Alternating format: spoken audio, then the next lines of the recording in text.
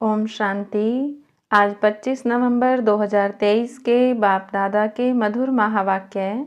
बाबा ने कहा, मीठे बच्चे, ज्ञान की बुलबुल बन सारा दिन ज्ञान की टिकलू टिकलू करते रहो तो लौकिक और पारलौकिक माता पिता का शो कर सकेंगे। प्रश्न, कहावत है अपनी घोट तो नशा चढ़े, इसका भावार्थ क्या है? उत्तर, अपनी घोटना अर्थात बुद्धि योग इधर उधर न भटकाकर एक बाप को याद करना। एक बाप बुद्धि में याद रहे तो नशा चढ़े, परंतु इसमें देह अभिमान बहुत विघ्न डालता है। थोड़ी सी बीमारी हुई तो परेशान हो जाते हैं, मित्र संबंधी याद पड़ते हैं, इसीलिए नशा नहीं चढ़ता। योग में रहें तो दर्द भी कम हो जाए। गीत तूने रात गवाई सो के। ओम शांति। यह सब बातें शास्त्रों में भी लिखी हुई हैं, एक दो को समझाते भी हैं। अनेक प्रकार की मतें गुरु लोग देते हैं। बहुत अच्छे अच्छे भगत कोठरी में बैठ, एक गौमुख कपड़ा होता है, उसमें अंदर हाथ डाल माला फेरते हैं। यह भी सिखलाया हुआ फैशन है। अब बाप कहते हैं, यह सब छोड़ो, आत्मा को तो सिमरण करना है बाप को, इसमें माला सिमरने की बात नहीं। सबसे अच्छा गीत है शिवाय नमः का। इसमें ही समझाया जाता है तुम मात पिता हो, भगवान को ही रचता बाप कहते हैं। अब रचता कहा जाता है तो क्या क्रिएट करते हैं? जरूर यह तो सब समझते हैं, नई दुनिया ही रचेंगे। गाते भी हैं तुम मात पिता हम बालक तेरे, तो पहला ईश्वर सबका फादर ठहरा। फादर है तो मदर भी जरूर चाहिए, मदर के सिवाय क्रिएट कर न सके। सिर्फ यह कोई नहीं जानते कि क्रिएट कैसे करते हैं। दूसरा, आपस में सब भाई बहन हो गए, फिर विकार की दृष्टि जा न सके। एक माता पिता है ना, तो यह पॉइंट बहुत अच्छी है समझने और समझाने के लिए। तीसरा, जरूर बाप ने सृष्टि रची होगी, हम बालक थे अब फिर बने हैं। 84 जन्मों का चक्र पूरा होने के बाद अब फिर माता पिता के बने हैं, जिसका ही भक्ति मार्ग में गायन चलता है। माता पिता सृष्टि रचते हैं, उनके बालक बनते हैं, तो जरूर सुख घनेरे देते होंगे। यह कोई भी नहीं जानते कि परमात्मा माता पिता भी बनते हैं, टीचर भी है, गुरु भी है। हम ब्रह्मा की औलाद आपस में भाई बहन ठहरे, कहलाते भी हैं ब्रह्मा कुमार कुमारियां, उनको भी रचने वाला वह है। सुख घनेरे पाने के लिए माता पिता से राजयोग सीख रहे हैं, तब सुख घनेरे मिलते हैं, जबकि हम दुख में हैं। ऐसे नहीं कि भविष्य सुख में आकर शिक्षा देंगे। जब हम दुख में हैं तब शिक्षा मिलती है सुख में जाने की। वही माता पिता आकर सुख देते हैं। एडम और ईव तो मशहूर हैं, वह भी जरूर गॉड की संतान ठहरे। तो गॉड फिर कौन? बच्चे यह तो जानते हैं कि बाप जो नॉलेज देते हैं, यह सब धर्म वालों के लिए है। सारी दुनिया का उस बाप से बुद्धियोग टूटा हुआ है। माया घोस्ट बुद्धियोग लगाने नहीं देती है और ही बुद्धियोग तोड़ती है। बाप आकर घोस्ट पर जीत पहनाते हैं। आजकल दुनिया में रिद्धि सिद्धि वाले भी बहुत हैं। यह है ही घोष्टों की दुनिया। काम विकार रूपी घोष्ट एक दो को आदि मध्य अंत दुख देते हैं। एक दो को दुख देना घोष्ट का काम है। सतयुग में घोष्ट होता नहीं, तो यह भी समझाया है। घोष्ट नाम बाइबल में है। रावण माना घोष्ट, यह है ही घोष्ट का राज्य। सतयुग राम राज्य में घोष्ट होता नहीं, वहाँ सुख घनेरे होते हैं। ओम नमो शिवाय का गीत बहुत अच्छा है। शिव है माता पिता, ब्रह्मा विष्णु शंकर को माता पिता नहीं कहेंगे, शिव को ही फादर कहेंगे। एडम ईव अर्थात ब्रह्मा सरस्वती यहाँ हुए हैं। वहाँ क्रिश्चियन लोग गॉड फादर से प्रार्थना करते हैं। यह भारत तो माता पिता का गांव है, उनका जन्म ही यहाँ है। तो समझाना है, तुम माता पिता गाते हो तो आपस में भाई बहन ठहरे ना। प्रजापिता ब्रह्मा द्वारा रचना रचते हैं, वह तो एडॉप्ट करते हैं। सरस्वती भी एडॉप्ट हुई है, प्रजापिता ब्रह्मा ने एडॉप्ट किया है, तब तो इतने ब्रह्मा कुमार कुमारियां बने हैं। शिव बाबा एडॉप्ट कराते जाते हैं। नई सृष्टि ब्रह्मा द्वारा ही रची जाती है। समझाने की बहुत युक्तियां हैं, परंतु पूरा समझाते नहीं हैं। बाबा ने बहुत बार समझाया है। यह शिवाय नमः का गीत जहाँ तहाँ बजाओ। हम माता पिता के बालक कैसे हैं, वह बैठ समझाते हैं। ब्रह्मा द्वारा नई सृष्टि की स्थापना की थी। अब कलयुग का अंत है, फिर से सतयुग स्थापन कर रहे हैं। बुद्धि में धारणा करनी है। नॉलेज बड़ी सहज है। माया के तूफान ज्ञान योग में ठहरने नहीं देते हैं। बुद्धि चक्रित हो जाती है। हमेशा समझाना चाहिए, भगवान रचता तो सबका एक है, फादर तो सब कहेंगे ना। वह निराकार तो जन्म मरण रहित है। ब्रह्मा विष्णु शंकर को सूक्ष्म चोला है।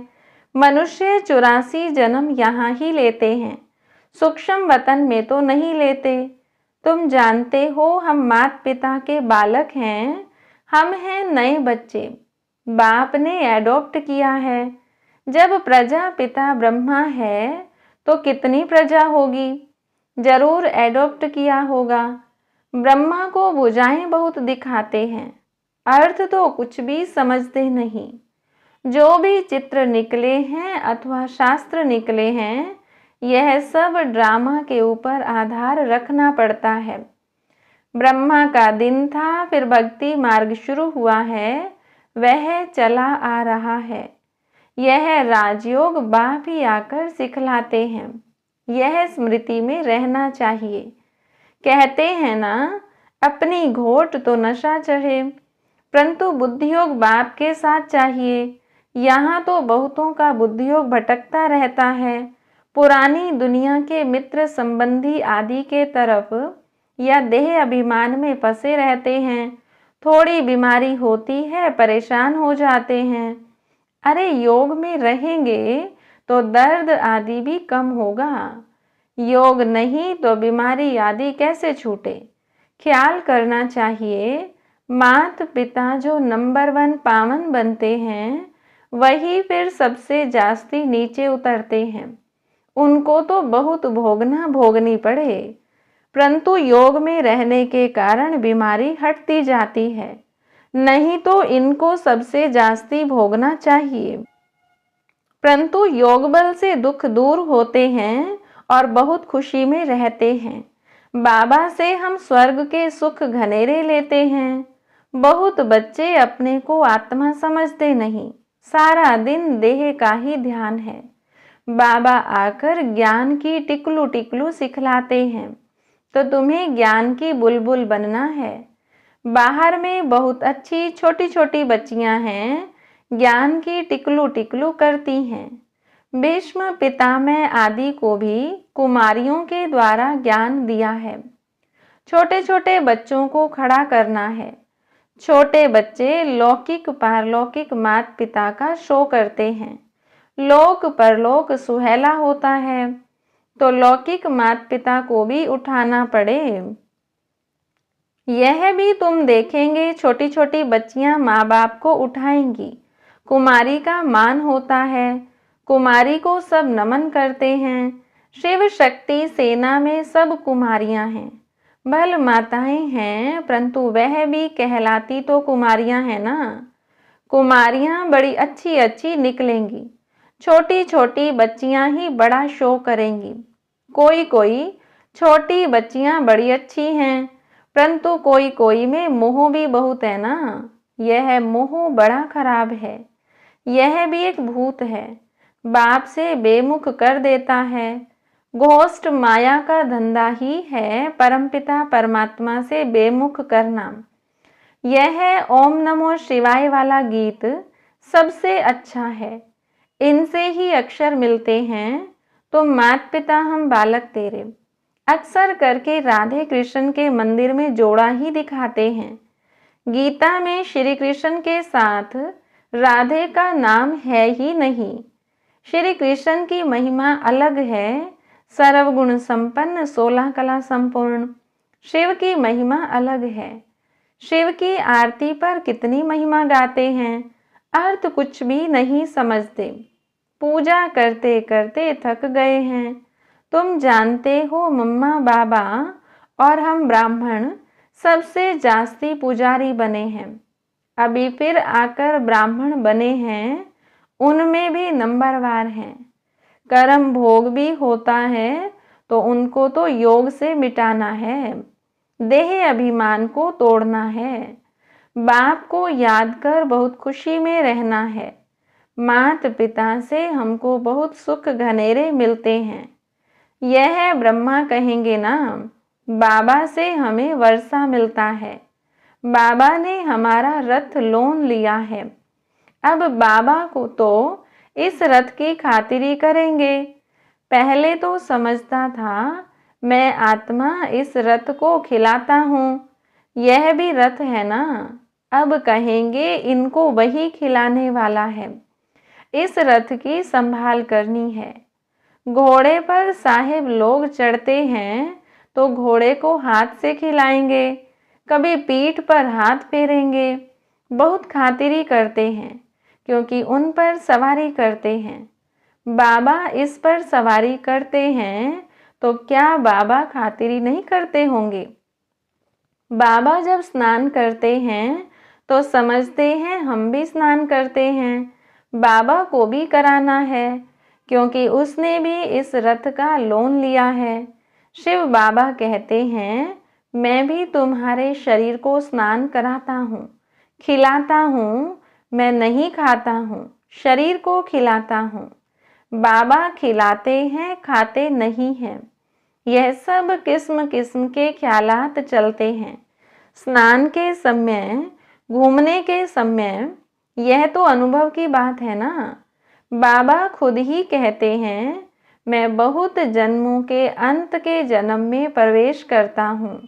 यह अपने जन्मों को नहीं जानते हैं, मैं जानता हूँ। तुम कहते हो बाबा फिर हमको ज्ञान दे रहे हैं। वर्षा लेना है स्वर्ग का।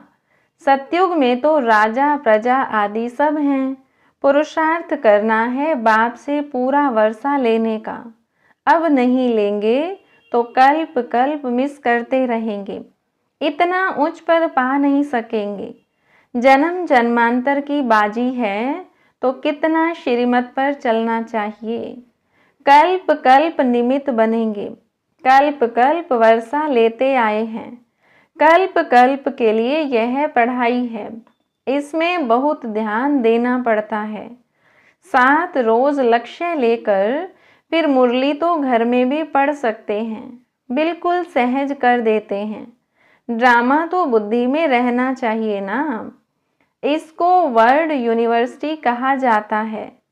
तो कहाँ भी अमेरिका आदि तरफ चले जाओ, बाप से वर्षा ले सकते हो। सिर्फ 1 हफ्ता धारणा करके जाओ। भगवान के बच्चे हैं तो भाई बहन ठहरे ना।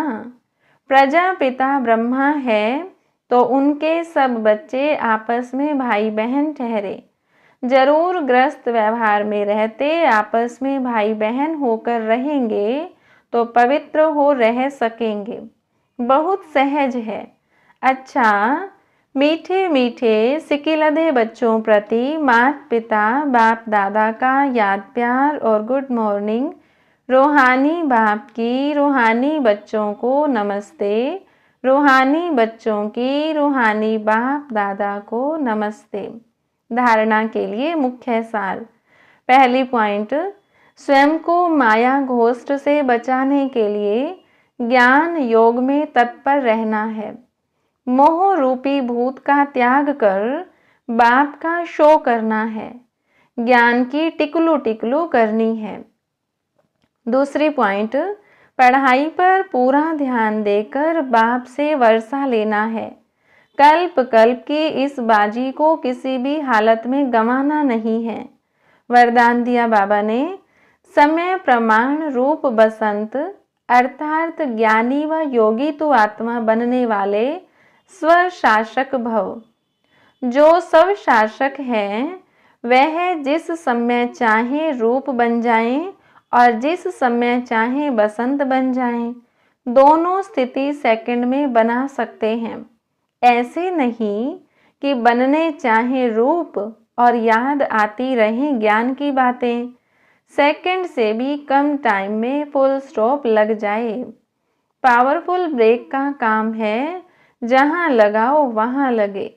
इसके लिए प्रैक्टिस करो कि जिस समय जिस विधि से जहां मन बुद्धि को लगाना चाहें वहां लग जाए। ऐसी कंट्रोलिंग व रूलिंग पावर हो। स्लोगन, शांति दूत वह है जो तूफान मचाने वालों को भी शांति का तोहफा दे। मातेश्वरी जी के मधुर महावाक्य। सार, मनुष्य आत्माओं की परमात्मा से मांगनी और प्राप्ति। मम्मा ने कहा, तुम मात पिता हम बालक तेरे, तुम्हारी कृपा से सुख घने रे। अब यह महिमा किसके लिए गाई हुई है? अवश्य परमात्मा के लिए गायन है, क्योंकि परमात्मा खुद मात पिता रूप में आए इस सृष्टि को अपार सुख देता है। जरूर परमात्मा ने कब सुख की सृष्टि बनाई है, तभी तो उनको मात पिता कहकर बुलाते हैं। परंतु मनुष्यों को यह पता ही नहीं कि सुख क्या चीज है। जब इस सृष्टि पर अपार सुख थे, तब सृष्टि पर शांति थी, परंतु अब वो सुख नहीं है। अब मनुष्य को यह चाहना उठती अवश्य है कि वो सुख हमें चाहिए।